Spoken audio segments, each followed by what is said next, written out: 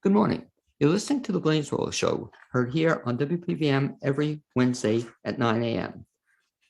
We are also on Facebook Live, and we're also on the internet at 3.7 is the station number. I'm glad you could join us. I'm your host, Blaine Greenfield. I'm here in my downtown studio in Fairview, North Carolina. Each week, we focus on the Asheville theater scene, as well as on positive news and information about people and organizations in both Western North Carolina and throughout the country. And toward that end, it's my pleasure to introduce a longtime friend, and he is Rodney Richards. And Rodney, welcome aboard. Okay. Hi, everybody. How you doing? And you're ahead of me because I was going to ask you to wave to all your fans and friends in Facebook world, and they saw you. And Rodney is quite a character, as you'll see. He's a poet. He's a writing coach. He's an editor. He's a publisher, small business owner. He's his own firm. That's the, how do you pronounce that? Ablia Media? Ablia Media Company. Okay. And actually, I should go back in further, Rodney. How I first met you must have been, I don't know, 25, 30 years ago when we were both mediators in Mercer County, New Jersey. Are you still doing that at all? Pardon? Are you still doing that at all, the mediation? No, I stopped, but I did it for 24 years, once a month, every month.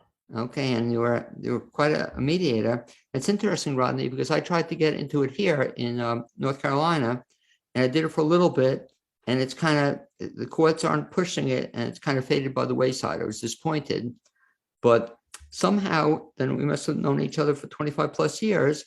I've kept in touch with Rodney, and Rodney is a New Jersey native experiencing a roller coaster ride, and certainly is. As a bipolar disease sufferer, his mate of 50 years, friends and doctors helped him achieve a long, fruitful career and a happy family, despite yo-yo experiences, as you'll talk about, of craziness, of apathetic depression.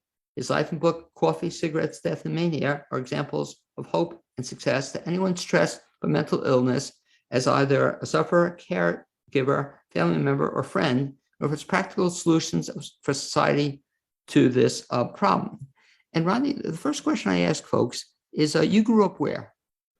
I grew up in Princeton and then moved to Trenton very early on. So I really grew up in Trenton, on the back streets of Trenton, as a tough Trenton kid. Okay. And did you know as a kid that you always wanted to be a writer? No, I was never a writer. I was never good in school. But I went to Catholic school, so I learned the basics. And the nuns taught us well how to grammar and English and all that stuff. So I had to learn it, and I did. What was the first thing you ever wrote for publication? I think the most important thing I wrote was a piece in high school, because I wrote something about Aristophanes, the Greek philosopher. His piece on the clouds, and I wrote it for high school English class, Mr. Cowie, and I got an A on that paper, and I'm lucky I did, because he gave me a D for the semester, which was my senior year, and got me graduated through high school. Otherwise, I would have flunked out. Do you still have that paper? No, I don't. We should have you rewrite it, Rodney. But that's that would be something. But what's incredible, you still remember your teacher. Is he still around? Oh no, he passed away many years ago. Okay, that's a shame because he was older then. Okay, but that's a shame, because he'd be delighted, or he probably is listening now, that you still remember him all these years later. That's quite a testimony to him. So let's talk then about there. So you went to high school, and what high school was it? It was Ewing High School in Ewing, a suburb of Trenton, and a township. And I met my wife in high school, and we became sweethearts, and we married just a few years after graduating. We had a whirlwind romance and went on from there. Now, when you were in school then, I don't even know if it was popular by the name itself, but bipolar wasn't a name that people threw around at that point in time, right? Bipolar did not exist. Okay. The only thing that doctors and psychiatrists talked about for some people was called manic depression. Okay. Manic depression, people go very high and then they sink very, very low into depression, clinical depression, and want to commit suicide. It's quite a range, and that's why I call my book a roller coaster ride. Well, now, when did you know that, I guess you might call it, something was off, that you were going to high school, you were hopefully productive, working, whatever you were doing. When did you first know or been diagnosed that you had a problem you had to deal with? I didn't know, because when you are manic, it sneaks up on you. It's like it's kind of like a mosquito that lands on you. You have no idea it's there, and it's biting you until after it flies away. And that's how mania is. It bites you, and then you're high as a kite, and you're crazy. You're out of your mind, and you have to deal with it. I found out in 1979 when I had a very large episode. I was nude, I was jailed, I was put in jail, I was a disturbance. I was going to swim the Atlantic Ocean all by myself, all these crazy things. And luckily the police found me, and I went to a hospital, and that's when the doctor told me I had bipolar affective disorder. Now, when you were told that in 1979, in looking back, do you then see other instances where you had behaved in a similar fashion and had never been diagnosed, or nobody ever knew it then, like through your childhood and other periods of time? Right, because the only way you can tell someone is manic or experiencing mania, just like depression, is by their behavior. If somebody's sad or grumpy or down in the dumps, you know they're depressed. If somebody is really excited and beside themselves and doing odd things and running here and running there and have to get this done, have to get that done, you know they're manic. And I had many impulsive urges, like breaking into a store and robbing it at midnight,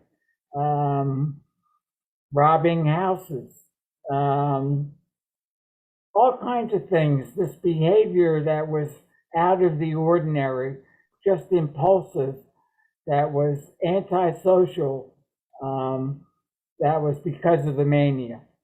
But you were lucky, I guess, or very lucky, that fortunately you didn't act on most of those impulses. No, those things I did. I did break into a store at midnight. Oh, you did? And rob it. And I did break into houses and rob them. And I did drink a lot and have free sex and drugs and all those kind of things. I didn't care about anything. I was high on the world. But you weren't caught though until this one time in '79. Was that what happened? Somebody complained about the noise because I was shouting to the world that I was going to swim the Atlantic Ocean, and a neighbor called the cops, and the cops came and picked me up, and I was completely nude and ready to swim. And that's when they took me to jail and put me into the hospital.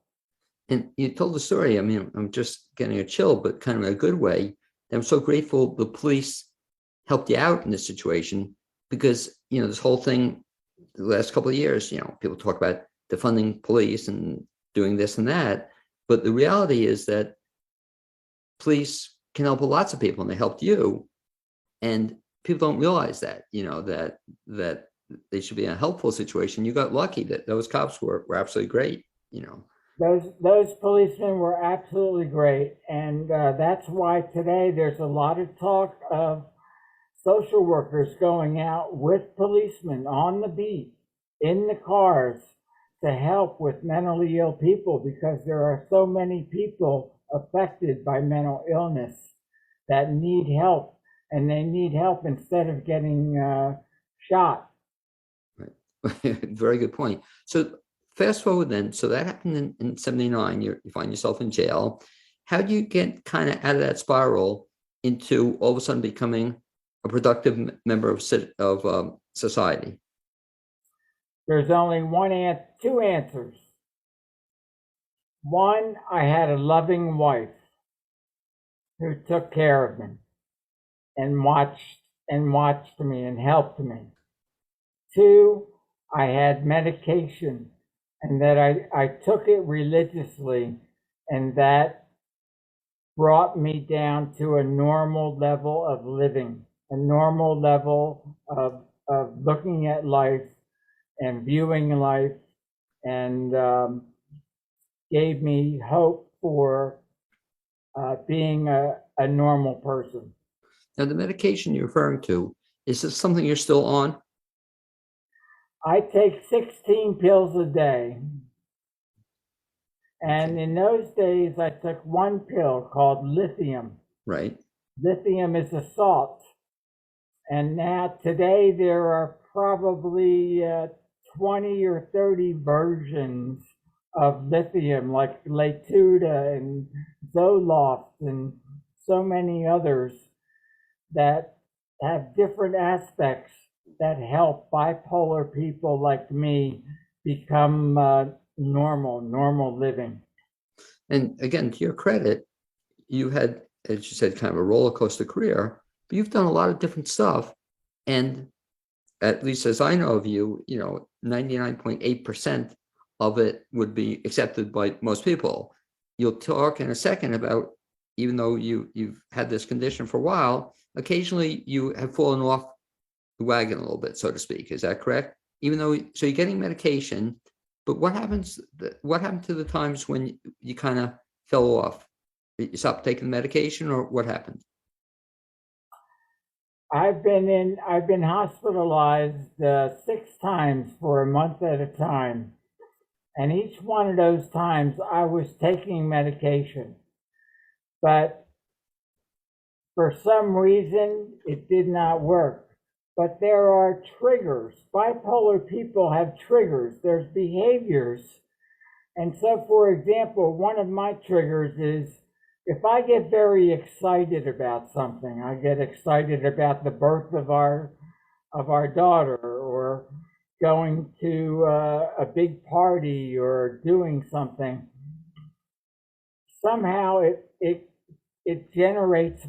changes my brain chemistry, and I get that impulse to be manic and to be outside my normal range. What happens? What do you do when that happens? Well, I'm very impulsive. So like I might get in my car and drive 50 miles to the shore at 2 o'clock in the morning and just walk the beach and throw sand at the ocean. I might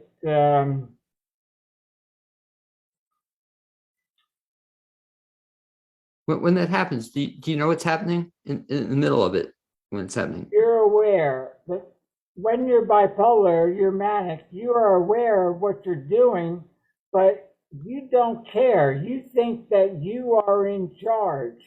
You think that you are, like, in a way, like you are God. The universe is with you. The universe is part of you. Everything is going your way. Whatever you do is the right thing to do, even though it may be the most horrible thing to do. You think it's the right thing. Because I remember reading the book, and you'll explain in a second, that I read the book a whole bunch of years ago, and explain what happened. So you wrote the book, and then you took it off the market, and then just reissued it recently, or it's? I rewrote it with creative writing techniques in a new way, and using fiction and nonfiction techniques to enhance what was there. And in doing that, it also brought back more memories. And also, I was able to find more research that helped me write and change a lot of many parts of the book. So it's a much better book. Because I remember, even though I read I guess the earlier version, one memory strikes in my mind about the fact that one time as an adult, you just packed up and went to, what was it, India for two weeks? Was it India? No, it was Haifa, Israel. Okay, I remember you just, on a whim, you just got up one day and took a trip? Here I was at work, 1 o'clock in the afternoon. Somehow I got the idea. I went home. I went to the bank. I got my passport. I drove to the airport. I got on a plane. I went to London first, and then I went to Rome, and then I went to Haifa, Israel, and I tried to do what I went there to do. I couldn't do it, so I came back, and I was gone 5 days, and I didn't tell a soul. And so what happened at home? Like they were running, what happened to you? Janet, my wife Janet, was scared to death. She was beside herself. It was a horrible time for her.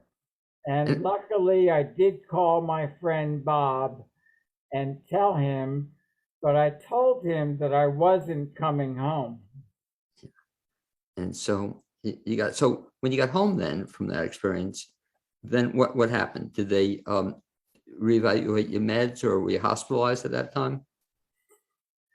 I was immediately hospitalized. I went to the trauma center at Helene-Fold Hospital in Trenton, and under the care of a psychiatrist. And I immediately went to Carrier Clinic outside Trenton for a month. And while I was there, I was so crazy and beside myself, they had to put me in a straitjacket. And I was locked in that room with all those pads for a day or two just to get back to normal. And fortunately, I guess with work, you were working at the time? Yeah, I had a job with the state. I had a good job with the state. So fortunately, they were, I guess, understanding of it, or they kept your job during that time. So I can't tell you enough that luckily 2 things were going on. I had a good work ethic. So I was always on time for attendance. I always did a good job and people liked what I did. I had been promoted over the years, so they recognized my ability, and my bosses liked me and helped me out. Otherwise, it could have been a different story. can you imagine? Now talk about the experience then that led you to write this book then. How did it all come to fruition that all of a sudden you wanted to share the story? Talk about what happened. Well, the first book I had written was in a very poor format. It was in 2012, and I did not have the writing skills that I have today. So I have been teaching writing since 2012. I started writing critique classes with other writers, and I edit and critique their work. And I've critiqued over 3,000 pieces and poems in that time. So I've learned a lot. And I put all those new knowledge into the book to make it better. Okay. Now, do you have, just to show it, I don't know if you have, do you have a copy handy? You can just, Yeah, I do. okay, just hold it up if you can see it. So this is, wait, let me just see. I can't see, hold it, there we go, stay there. So it's Coffee, Cigarettes, Death, and Mania. And this is kind of your memoir, I guess you would call it, or life story about how you dealt with this condition. Yes, and how really there is hope for the condition. There is a lot of hope because there's drugs that can help, there's medications that can help. And the important thing is to have a caregiver or a system of support that will help you through the times you need it. And the clinics are helpful, the doctors are helpful, and we just need more of them. Now, let me ask you this, Rodney, how this comes into play, that in addition to the clinics you mentioned, were you also going through counseling, either individually or group counseling? I saw a psychiatrist once a month for years. And as I've gotten older and the episodes have gotten further apart, my last episode where I was hospitalized was in 2016 for a month. And out of nowhere, I became out of my mind. I did crazy things. I took off, and when they found me, they put me in the hospital and stabilized me. And so since the past year, I've seen my doctor my psychiatrist once every 4 months. But it's very important. You need a psychiatrist. I want to thank you also, Rodney, for something you did for me in terms of I had a friend, and I'm very grateful that you spoke to him, a few times to try to help him go through what he was going through. And it's like you said, it's kind of important because I don't think at the time, I don't even know if he's getting it now, that he was getting any support, that you had said your wife, you had your friend Bob, who we both know, you had kind of me indirectly, but I guess if you don't have that support, it makes it even tougher. It's very tough. And I don't think, and that's sad thing, and I just made a note to contact him after the show and invite him. I'm going to be coming into your area and invite him to join us. I don't know if he will, but let's talk about then, Rodney, that what else you've done since then. So again, the book is, and Rodney, it showed up, Coffee, Cigarettes, Death and Mania. If people want to get that book, how do they get it? They get it on Amazon.com. Just go to books and then search my name, and it'll be the first book that comes up. Okay. Now let's give a strong recommendation in terms of encouraging people to read it. If you want to find out more, and I didn't know a lot until you had me read the book, if you want to find more about bipolar or working with people who have other mental conditions, good stuff to get. So you wrote the book, but you've done also, amazingly, a few other things since then. So you worked up to, when did you retire full-time from the state? I retired in 2009. Okay. So 2009, you retired. And you started getting, is that when you started getting into writing more on full-time, on a larger basis? Full time, yes. Yeah. And talk a little bit about your writing. So I know you not only wrote this book through a period of time, but you also got into poetry around that time. Is that correct? Yes, I've had some poems published, and I write poems. I'm part of a poetry group that meets every Friday, and we critique our poems and help improve them. And I'm working on a poetry book after my next book, which is to publish 100 essays that I've already written in one place, in one book. Now, didn't I also read a draft of that? Or I read, you once sent me a whole bunch of essays, right? And was that in a book form, or that was just in a draft form? Well, again, my essays have been published on BahaiTeachings.org, and I published 100 of them in book form in 2018. Right, that's the one I saw. Gotcha. Yes, you might have seen that. Now I'm working on volume 2. which is going to be coming out this year. Well, let me ask you from a writing standpoint, in terms of both your writing and how you advise other people. Do you write every day? Every day. Okay. Every day. Do you have a set time you do this? From 4 a.m. to noon. What? And you'll sit down and write?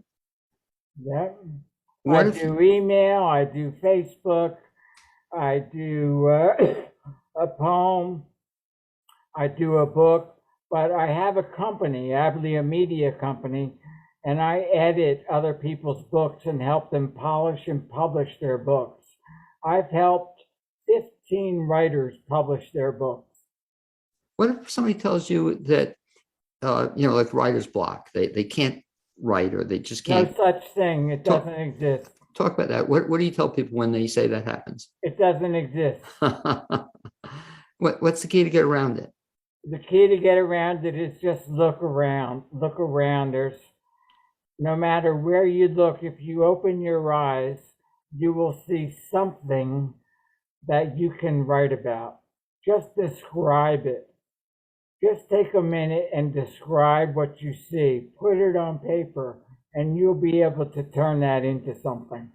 Well, I think the other key you just told listeners is very helpful, is the fact too, you just have to do it on a regular basis, and some people say you just sit down and just start writing, and don't use the excuse you can't write, but just keep writing, and don't get up until you've written something. But it's just kind of, once you get into it, it forces you to get more into it, I guess.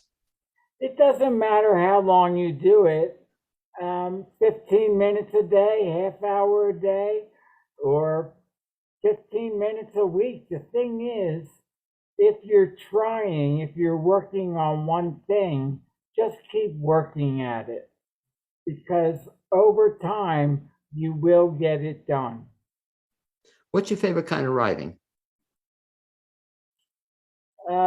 The easiest writing for me is memoir. That's very easy because it's from memory. Most people can write about their own life experiences. That should be easy to write about. You just describe what happened to you. And then you add all the fluffy stuff later, all the good techniques to make it exciting later. But write about life. I mean, look at the birds. Listen to the birds outside in the morning. Look at the moon. Think about how we survived COVID. Think about what things people are going through with COVID. What terrible things. I mean, there's a billion things to write about. That's, by the way, one of the fun things I liked about your collection of essays. So the first one is that it was certainly a very eclectic range of stuff you wrote about. Some was, you mentioned the philosophy. Some of it was like philosophical, I remember. Some of it was everyday stuff, but almost like every essay was a little bit different, which is kind of cool. So you're not into one path, and you'll cover just about whatever you want to talk about. One nice thing I like about thehighteachings.org is that it has a spiritual and a philosophical slant. You want to incorporate philosophy and spirituality into the piece, into the blog. But you can do that many different ways. I mean, I quote different philosophers. I quote different spiritualists. I quote Martin Luther King, Gandhi. I quote a lot of people, women. So the thing is, it's just a little bit of a slant, and then you add your own personal touch. What happened to you? How does it affect you? And if you can write about that, you're a writer. Rodney, again, if folks want to get in touch with you, either to find out more about your writing, your books, your consulting, best bet to find out more information is what? RodneyRichards.info/. That's my website. RodneyRichards.info/, and it'll take you to everything you want to know about me. Okay. And again, encourage folks to especially check out the book. And the book officially has a release date, or it was released. What date? The book? It was released July 28th. Okay, well, congratulations on that, Rodney. I'm so proud of you. And hopefully I'll look forward to seeing you in the near future when I come up to your way. And Yes. we'll hopefully keep in touch. Rodney, thanks very much. And appreciate you being a guest on the first half of the Blaine's World show. And as Thank you, Rodney, Blaine. okay, really good seeing you. And as Rodney kind of works his way out, my second guest is already there. And before she joins us, I'll mention that WPVM's mission is to foster community through programming that cultivates dialogue to inform and entertain. The station provides the medium for artists, business, community leaders, and nonprofits to share their voice on live radio. Listeners are invited to help support WPVM's efforts by making a tax-deductible contribution. You can do so by going to the website, wpvmfm.org, and looking for the donate option on the upper right-hand side. It's next my pleasure to introduce my second guest in tonight's show, and she is the infamous Laura Wagenknecht. Laura W. Help me with it, Laura. Pronunciation. Wagenknecht. That was great. That was perfect. I'm getting, after a bunch of years, I'll finally get closer to it. Whereas, Laura, I like how you told me off the air, as folks like to call you, they also call you Laura. How do you pronounce it? W. Yeah, W with that twang. That twang, yes. Laura heads her own consulting firm, CEO of Mosaic Business Consulting. Has been a business consultant and certified executive coach for the past 3 years. She's also with me an active member of Asheville SCORE, and she's helped hundreds of businesses during that period. This is made possible, and as you'll see, through this amazing background that Laura has: hospitality, retail, healthcare, therapy, nonprofit, and higher education. Lest I forget, Laura, tennis, okay, and music also. You name it, Laura's done it probably. Within 30 years of professional experience and more than 20 years of executive experience, she has many situations upon which to draw. Maybe she can help your organization too. And she works with just a whole bunch of companies and organizations, does just a great job. And she also, Laura, I have to give you a compliment, has one of the great backgrounds that your office, and that I can't believe I'm speaking to you, and we're overlooking, what mountain is that in the background? I know not. This is just a wonderful picture that I was given, or I took off the web, to do a background. I literally looked up mountain and window, and there you go. Okay. Is it just me, or do other people tell you they love the background? Oh, lots of people. Yeah. And we'll give a secret. You don't even have to hire Laura as a consultant. But what's the secret, Laura? No, explain, because so many people have backgrounds, but they look terrible because you got black coming out of their heads. Right. And their hair comes in and out. I was just fixing mine because, see, it goes in and out sometimes because the paper. So Right. I literally have Michael's. I got it from Michael's. It's just poster board, and it's neon green and 99 cents a sheet. In 12 whole sheets, woo. So for $12, I have a green screen, and I just, taped them all together and put it on the wall, and it helps to make this lovely background. And keep in mind, folks, if you're listening, this is something you could do, because I remember, or I thought the same thing too. I was going to have the green screen, and it's expensive and whatnot. And you did it as well as anybody did it. So that's great. Laura, talk a little bit about kind of how you got into, and I guess it's a process, but how you got into doing what you're doing. And you told me off there, you grew up at several different places. Is that correct?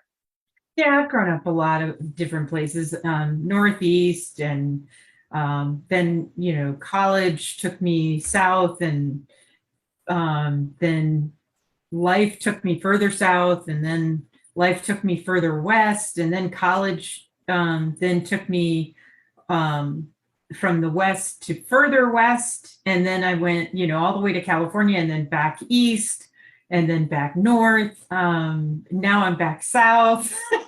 Well, also, not only you've been to several different places, but you've done a whole bunch of different things as well. And one of the things I was always impressed with you is you've told me that in addition to the business background, you were at one time a pretty accomplished tennis player.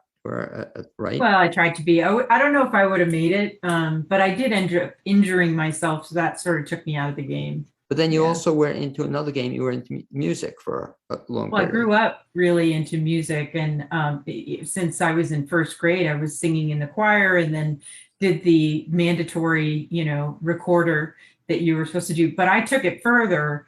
So in second grade, I started doing recorder consort. So it was a bunch of recorder people from, sixth grade down to second grade that were allowed to play the recorders. And it was great. So I got into music very early. Yeah. And so at the end of the show, you're going to give us a mini recorded No. concert. A special treat just No. just for your many fans.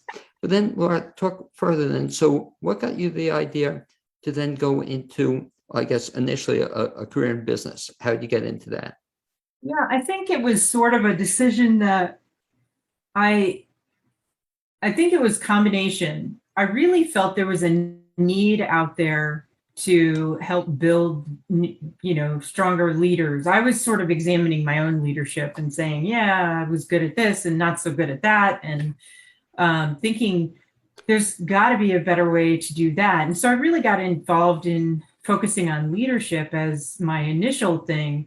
And then, and I really wanted to help women because I feel like so often, and this really struck me when I was the executive director / CEO for a nonprofit, the only woman in the boardroom, that kind of thing. And feeling like something's wrong with this picture. We need more women on this board. And just feeling like I felt like how many women have had to encounter this, and it's very different when you're in that position, and how do you improve their circumstances. And so, when I got involved doing that initially, I also started working with these businesses, and I really noticed that, one, I love working with women. I absolutely love working with entrepreneurs and women in particular. They seem to really be open to learning about themselves and growing, and they really are eager to build. But I also felt like women, we know for a fact, don't get as much money as men for loans. When they do get loans, they're for lesser amounts. When they do get those same lesser amounts, they pay a higher interest rate. That's the problem. That's the trifecta of how you don't get ahead. Scary stuff, because it's just in the news. It's been all over the news too. You saw that not only in terms of women in business, but even in terms of women buying homes. And you've seen that. Yep. I guess you've seen it also all over the news that women, if they go in to get a mortgage, they're going to pay one rate. Did you see that? It was a whole thing on the news. Oh, it's across the board. Right. It's across the board. And it's a bias against women in general. It's not a bias against the woman who walks in for the loan. Right. It's a bias against women in general. There's an inherent bias. And so we do need to do some differences, some changes in our attitudes and our perspectives about women. And so, for me, getting involved in this business is one way in which I can make sure that women are successful. Women know what they're doing on the business side of things. The thing I've noticed is women are great, absolutely great at what they do in their industry. Oh my gosh, they blow me away with their knowledge, but maybe not so much on the business side of things. And so that's where they need the help. And so I'll step in, I'll check them out, figure out what their issue is, and then try and help. But yeah, go ahead. No, and talk about the shift you made, which is kind of interesting, because I remember you're on the show, I don't know, maybe a year plus ago. We talked about, you had this business, specifically focusing on leadership development, which is a great thing to focus on.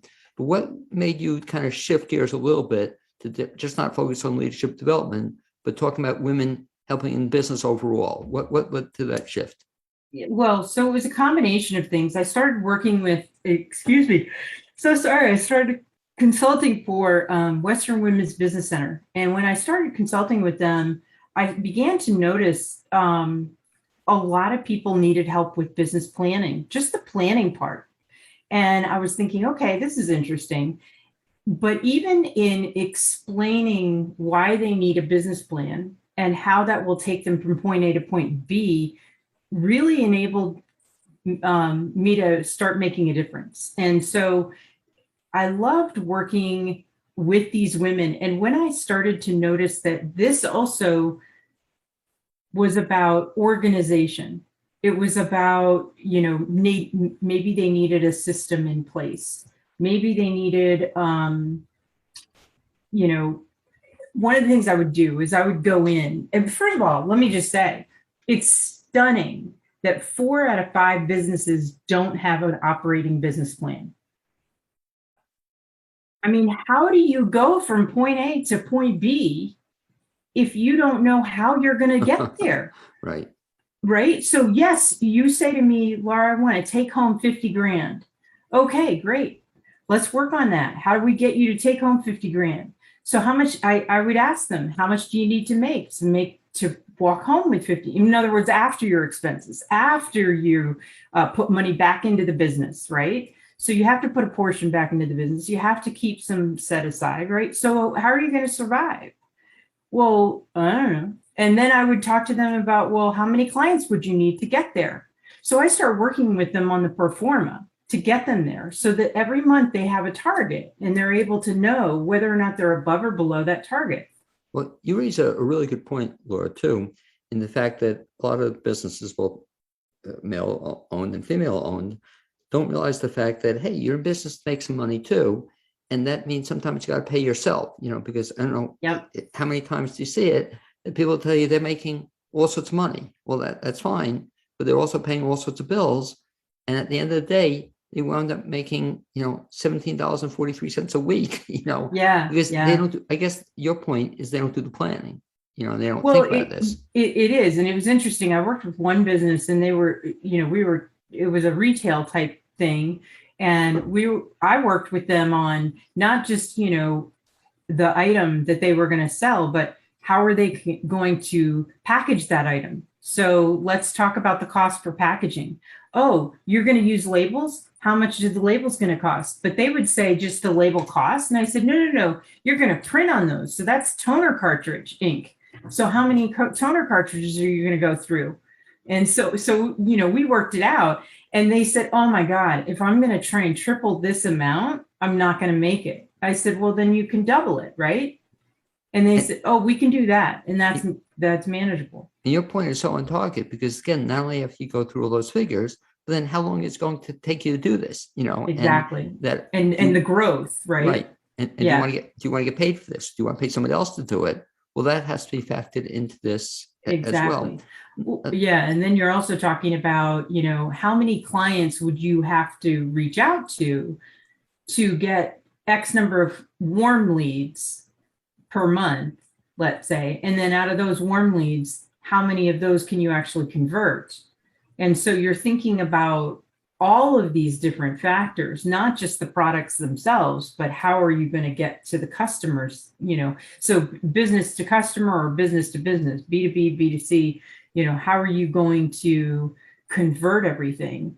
And so once you're able to figure all those things out, it becomes actually easier for you because you can say, oh, I had to reach out to 50 new people each month and I only reached 25. So I can't expect to reach my numbers on the conversion if I haven't reached all 50.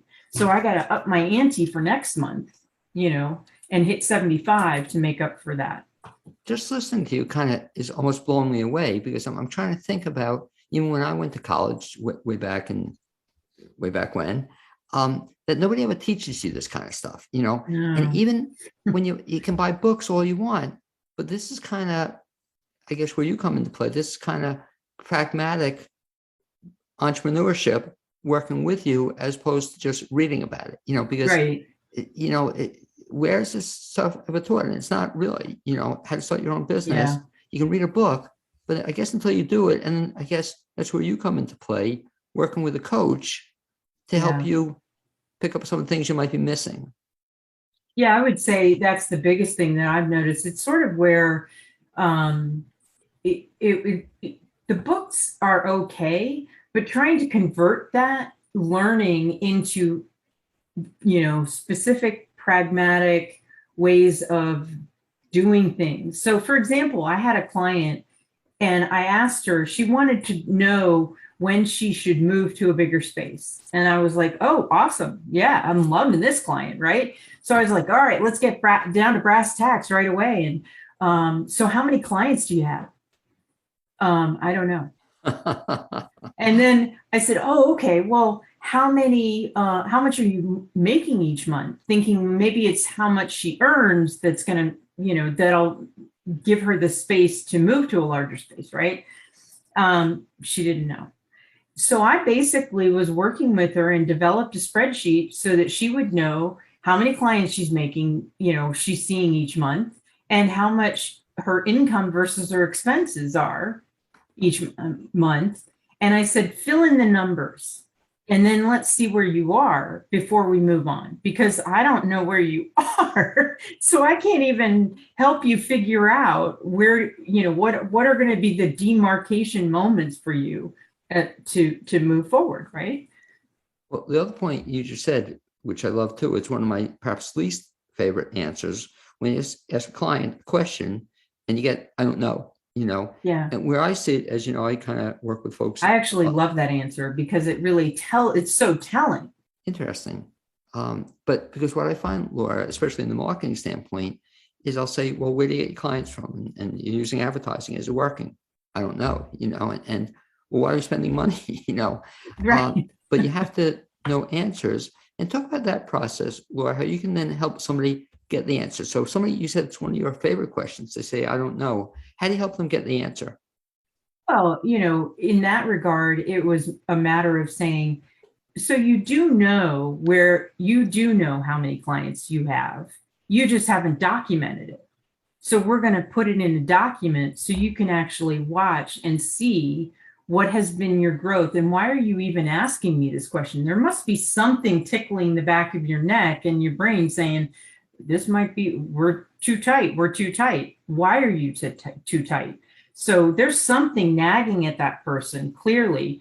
The question is, can we put it into facts and figures that then gives them the ammunition they need to say, oh, I need to reach this point and then I can move forward. Or I need to have this amount of clients, this number of clients before I can move forward, right? And so those types of things really help me to figure out, where are you and where do you want to go and how are we going to get there? It's always the same thing, back to the plan. And so when you think about like marketing, you were talking about marketing strategy. I would get people who say, well, I have a client who said to me, well, I'm posting every whatever day a tip, and then I'm posting, a thing that gets them to a blog every, and I'm like, okay, great. So what's your reach? How many engagements are you getting on those posts? And she had no analytics. Well, how do you know that they're not working? Just because you're not converting a client doesn't mean that you're not getting the potential clients. Or is it that you're not engaging with them in the right way? Or is it that your reach is not far enough? I don't know. We'll talk about one other thing that you're suggesting, I think, to viewers and listeners, and tremendously helpful, is that what you also do helps them keep in touch with people who have done business with them in the past. Because I don't know about you, Laura, but it drives me crazy when people tell me they've gotten so much business, and they say, well, have you been in touch with them and to invite them to do business with you again? And the answer is, I don't know, and talk a little bit about that, how important it is with you working with them to actually know who your customers are, but then to do something with that information. Yeah, I think it's always about follow up, right? And I think it's not only just following up, it's how you follow up. So former clients of mine, I reach back out to them. I ask them, how are things going? 3 months later, I finish with them. I might talk to them and say, just checking in. How are you doing? How are things going? Oh, well, we're seeing an upswing and we're doing this and we're doing that. Fantastic. Love hearing it. Oh, but I've got this thing I'm thinking about, Laura, and I know I'm going to need you. So when I get there, I'm going to call you. Great. You just give me a holler, But in the meantime, they're doing all of these things that we had set into place, set into motion, and it's all transpiring. And so it gives me goosebumps. I I love knowing that they're doing so well, and then you just reach back out. But it's always about follow up, even if it's not necessarily a pay client, right? It's important to contact people that were potential clients, whomever, even clients that didn't end up paying, just checking back in, seeing how you're doing. You never know what which client will end up converting into a client. And you just I'm sorry, you just gave a great suggestion for folks how to do that as well, is it doesn't take a lot of effort to just call somebody up and ask, how are you doing? Just having that short conversation, and just that you've been in touch with them after the fact is kind of a nice, Well, and I remember during COVID, for example, when it first hit, and I kept in touch with a client for 3 months and just checked on them every month and said, how are you doing? How are things going? And they would give me this litany. We'd be on the phone for an hour or more. I'd be listening and just checking in. But the whole time, I'm learning more and more and more information that gives me ways in which I might be able to help. And so I would keep these things, take notes, I would keep these notes in my portfolio of them or their file so that I could go then back to, could we convert? And I ended up converting that client into a nice engagement because they needed it for reasons that had nothing to do with COVID. Well, talk a little bit about two things, if you will. One of them is in terms of, you mentioned the clients. Talk about some of the kinds of businesses that you work with over the years. Who's an ideal client? Who's an ideal client for you?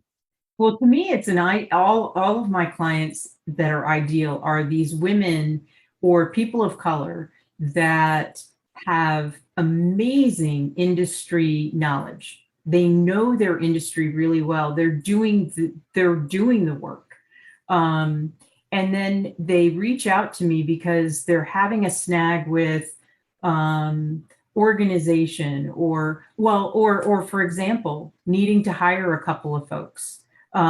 So asking me, Laura, how do I go about this? I need to hire somebody.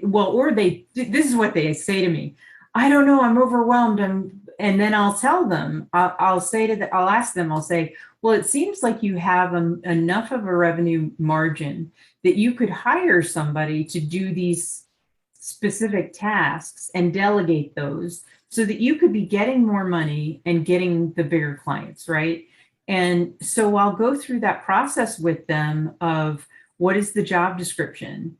Let's talk about the characteristics of the person you want to hire. And let's talk through what are the skill sets they need? Do they need to be more of an introvert or an extrovert? Do they need to be able to work by themselves, or do they really need to have a customer focus and a customer face? And so we can go through that. And then I would take that, place the job ad, and then I would go through that first interview with everybody to make sure I get the right candidates for them. And then I would introduce them to the candidates. They select somebody through a second interview process. And then I will go through that onboarding experience for them and prepare them. So that's what I've done. That's some of the stuff. But I mean, it goes from, I've worked with landscape designers. I've worked with acupuncturists. I've worked with, retailers. I've worked with someone who wants to do dog food selling, to, pick an industry, hair salon, pick an industry. I've, people who want to do healthcare, coaching, consulting. I've really just been gifted and so honored to have such a diversity in the clientele. It sounds like what you do for people, and I think they really need it, is it's like a sounding board in terms of they have all these ideas up here, but they've never kind of put them into structure. And just about that process, so that when you work with people, you're helping them in many different kinds of areas. You mentioned, for example, we talked about the hiring process. You mentioned about what do people say when they say they don't want to, you mentioned business plan before, and you get this, I'm sure, well, I hear you, Laura, but I don't want to do a business plan. You know, I don't want to do any of this stuff. How do you respond to that? Well, I understand that, but ultimately they're going to end up doing it. And here's how they'll do it. Here's how I'll do it with them, though. We don't necessarily need to have a full-blown 30-page business plan. Let's make a really short business plan. But at least then you have the structure. But I am going to make them do that pro forma, by golly, because that's going to then tell them each month what their targets are and how they're going to get to that mark that they want, that amount that they want, and whether or not it's even feasible. Because I also work with them on a return on investment of what's their marketing plan, like how many, we were talking about how many clients would you have to reach to actually make some warm leads and then to make some actually convert. So I'm working with them not only on those numbers, but then how much time will it take each month for them to accomplish that in their marketing efforts. So yeah. The shame about what I hear you saying is a lot of people just don't necessarily think about some of these things, you know. So for example, what really upsets me at times when you do all the stuff you're talking about, and then I say, well, how are we going to get there? And they're going to advertise or promote or do whatever they have to do, but they have no money for that. You know, they haven't budgeted even for, you know, if you want to get customers, sometimes it takes money to get customers, but you have to, I guess, plan for that. Or even you talk about expansion. Hey, you're going to, so one of the things that drives me crazy when people talk, they want to expand, but they have no idea how they're going to get there. You know, are they going to, they're worried about having, this one drives me crazy. They're worried about having too many customers, you know, and I don't know about you, but in all the years I've been doing this, I've had very few people have too many customers, you know. But yeah, you can reach that point if you're a consultant or a coach or something like that, where it's one-on-one and you max yourself out. But you really, if you're there, then you start hiring people. That's the point. If you're there at that point where you are so busy in your calendar that you can't actually do marketing back to get more clients, then you need to then hire people who can do that task for you. Because clearly, if you're that busy, you've got the income. So that's about generating income and putting that, you know, the third approach, the third about putting a third into the expenses to cover your costs, a third to go back into your business to build your business, and a third for profit. No, I love how you express that. If folks want to get more information, let's talk about some of the resources out there.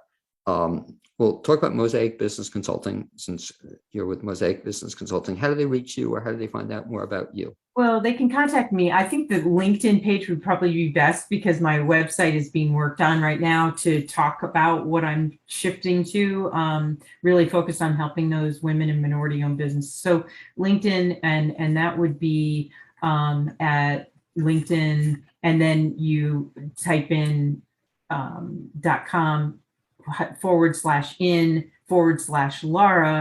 Wagenknecht, or Wagenknecht. Are you in LinkedIn? Are you in under Mosaic Business Consulting also?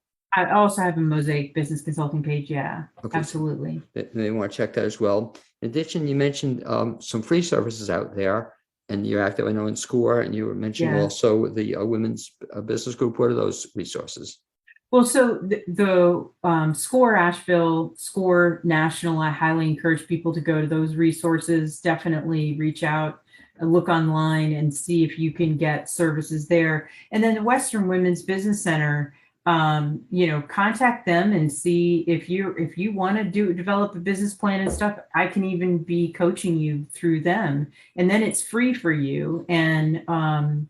And then there's also, you know, Mountain BizWorks is out there, and there's and I'm going AB Tech, Small Business Center. I'm just starting to throw a blank on myself. Well, you know, the other one I would say, actually, I really want to do a shout out to 10Biz and Tanya Snyder. She has a great organization and a great company. While it's not free, she does great services. And we'll have to jump in, Laura, because we're running against the clock. Like, thank you for being my guest the second half hour on the BLAINESWORLD show.